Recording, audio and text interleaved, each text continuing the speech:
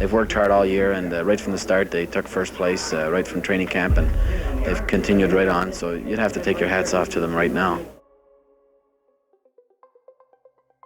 1, 2, 3, 4, 5, 6, 7, 8, 9, 10.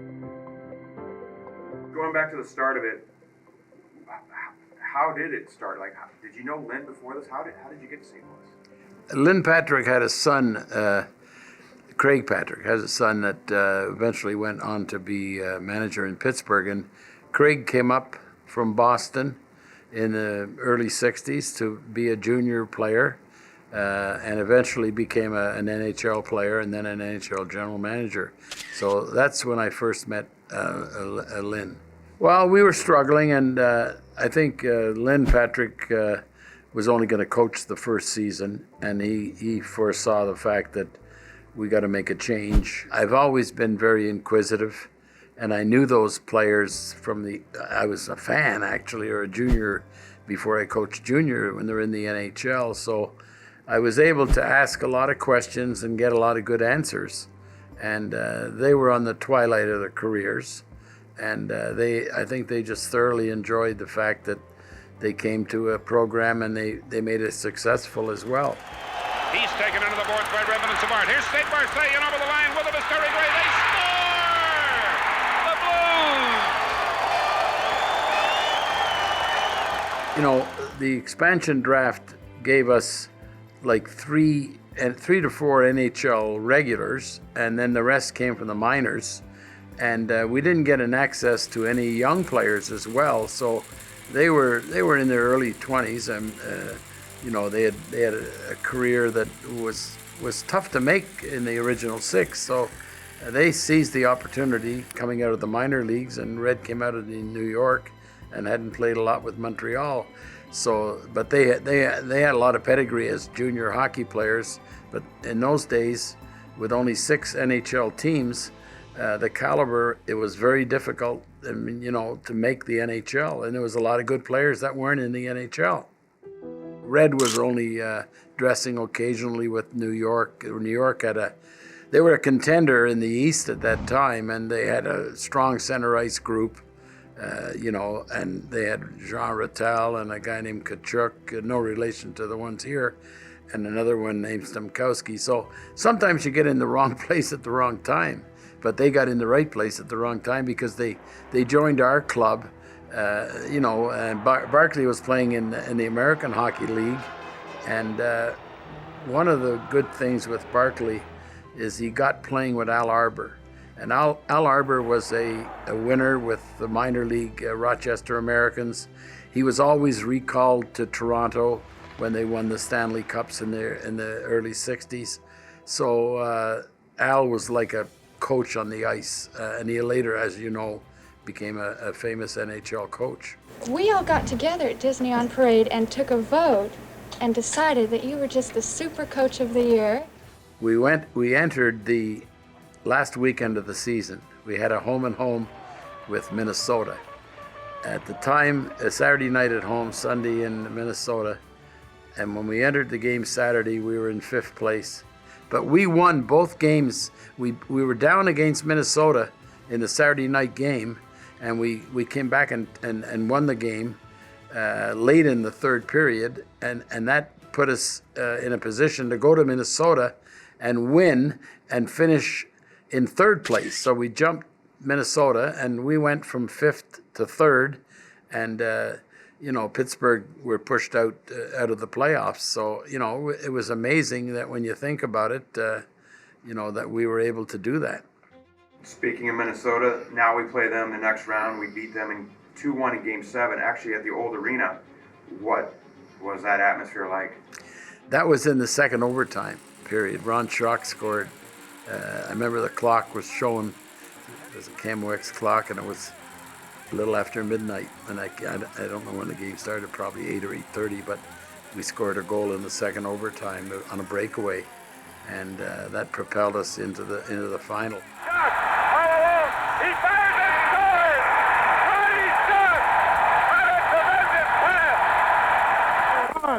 Ron, congratulations on scoring that winning goal. How do you feel? Very, very happy at the minute.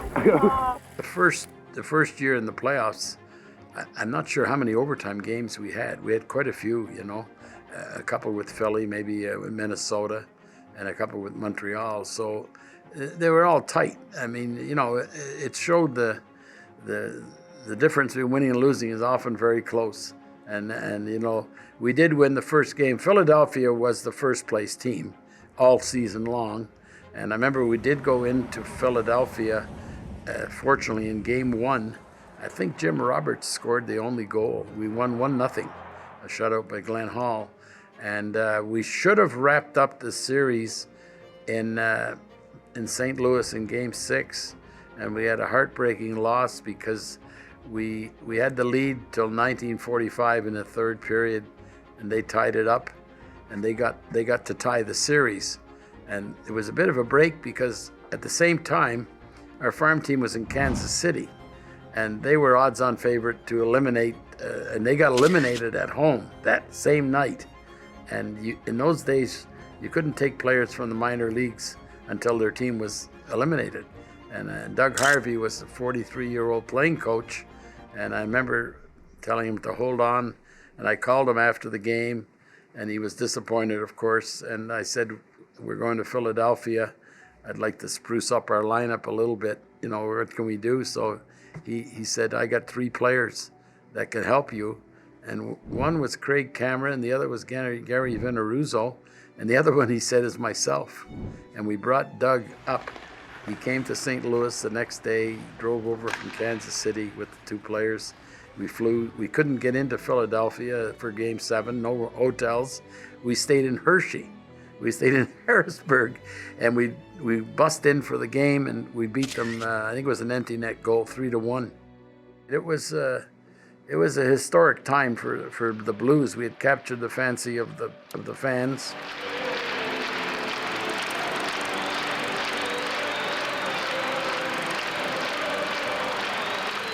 In 68, 69, and I mean, really good season actually. 37, 25, and 14.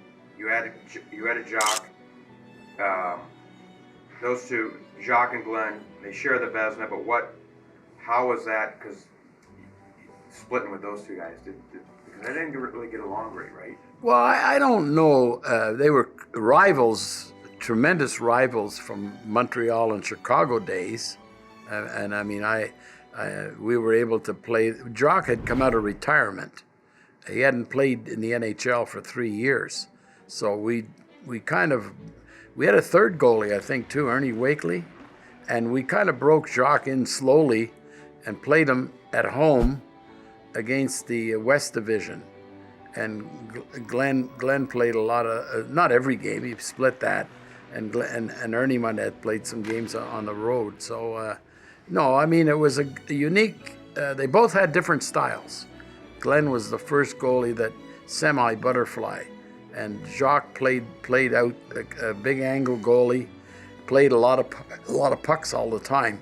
So it was different, but they were so successful. They shared 13 shutouts. Pretty good team this year too, 69-70 went into Boston, but you guys had a good thing going with the makeup of the team. Boston was a superb team that year. In fact, Boston should have won many more cups, but they won in 70 and they won in 72. And the highlight of their team, of course, was Bobby Orr, regarded nowadays as, in many circles, the greatest hockey player of all time. And he only played 10 seasons. And they were a real tough team. They had won, I think, 59 games that year. They were swashbuckling. They were tough. They were confident, and it's unfortunate for Boston that they only won the 70 and 72 cups. But we were. That's probably the one series where they. Although we did take them, it's real strange. We took them to the. We had the lead in game 4. It would have extended the series. I mean, whether we could have done any more, but they scored a goal maybe 7-8 minutes left in the third, and then as soon as overtime came, they scored that famous goal of Bobby Orr's. And his shot is kicked by Talbot, and it goes over to the boards. Bobby Orr's in there too. Orr shoots, he scores! It's all over! pretty strange because that happened in 1970, and you know, it's only in the 90s that they started to come up, and that became a famous picture, and it's always on all the TVs and everything else. And I know I talk a little bit to Glenn Hall, and Glenn had told me on many occasions when he would run into some function with the league, he used to say to Bobby, "Is that the only goal you ever scored?" Because it became so famous. They weren't playing up to their potential, and we just hope that a coaching change will make them a better hockey club. I think Al earned the respect of the players because of the type of player that he was. Yeah, well, I mean, it started before that. We were into a trade that was going to work eventually, but it was going to hurt us in our own division playoffs, which it did.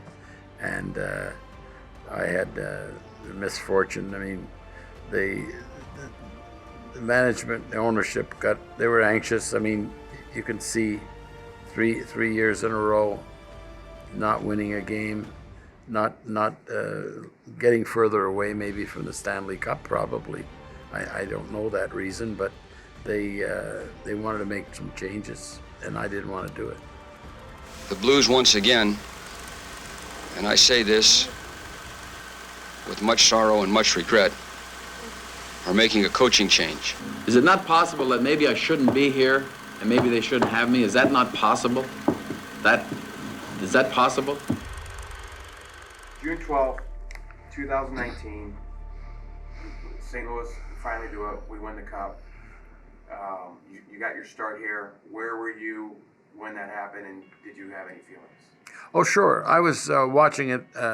I was back in Buffalo. It's my summer home. You go there in the spring. And I was texting back and forth a little bit with Bob Plager.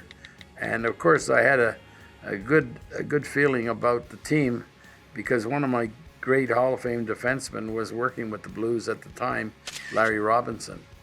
And, you know, he was a player that played for us and went to Los Angeles, and then he ended up coaching, a very successful coach for a few years with New Jersey.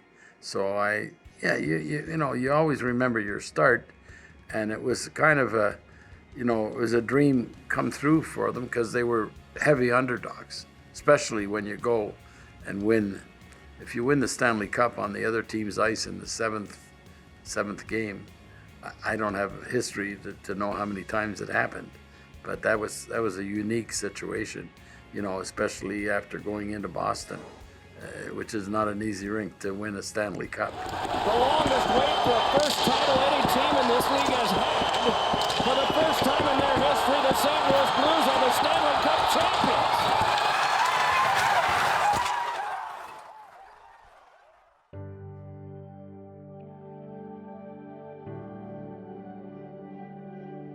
We won't have a better class than we have now with some of the legends of the names that are going in.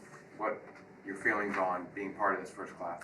Oh, I'm very, very proud that I was appointed that. I mean, because, you know, I was here 4 seasons, but there's been a lot of people that I know have been involved with the Blues too. So it was unique that they chose the first, you know, Glenn Hall and Red Berenson and then Gary Younger, because I can only speak for Red and all of the three of them, how much they meant to the Blues, because after the trade and the Blues kind of slumped a little bit, but then Gary Younger had a you know, he was a great player for them, still has, as the statistics say, that he's a fringe Hall of Fame player, but you know, that's how good they were. But so I you know, you never regret things you do, but it's going to be good to see the people that I had connected with, and then going to Detroit and playing, coaching against the Blues a couple of times, and you know, I know how Hall of Fame players like Al McInnes, Chris Pronger, Brett Hull. I had Brett Hull for 1 year, but I knew how close that team was to really moving on, because in the West there was only St. Louis, Colorado, and Detroit. To me, they were the three teams for 4 or 5 years that had the best opportunity to win. The Blues had some really good players, and later on, one of the players that was good here, we picked them up in St. Louis in a trade, or in Detroit, Brendan Shanahan also. So there's a lot of things that circle around and come back, Players don't hang around cities unless they offer a lot. They get a niche, they get their family, they get their friends. And, so it's good to see that this team is has got because St. Louis has been a baseball city. We can never change that. I mean, it's a great baseball city. And, to come in with a new sport like hockey and last like they have to win a Stanley Cup. I mean, we know how hard it is, and it remains probably more difficult than ever.